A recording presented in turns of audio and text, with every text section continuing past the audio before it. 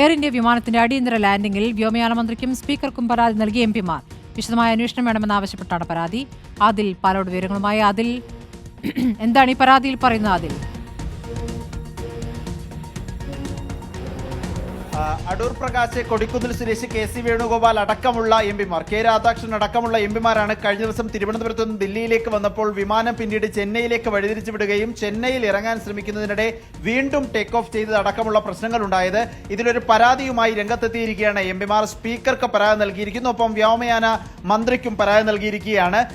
നിരവധി പ്രശ്നങ്ങൾ ഈ യാത്രയിൽ ഉണ്ടായി എന്ന് കാട്ടിയാണ് സമഗ്രമായ അന്വേഷണം വേണമെന്ന് ഈ എംപിമാർ ആവശ്യപ്പെടുന്നു. 5 പേരും ഒപ്പിട്ട ഒരു പരാതിയാണ് ഈ ഘട്ടത്തിൽ നൽകിയിരിക്കുന്നത്. അത്താഴ സേവനം തങ്ങൾക്ക് നൽകിയിരുന്നില്ല, യാത്ര വൈകിയെങ്കിലും ആവശ്യമായ സൗകര്യങ്ങൾ എയർ ഇന്ത്യ ഒരുക്കിയിരുന്നില്ല.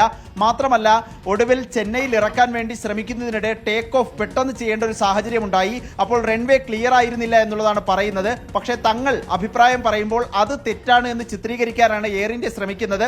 ഇക്കാര്യത്തിൽ വിശദമായ അന്വേഷണം വേണം.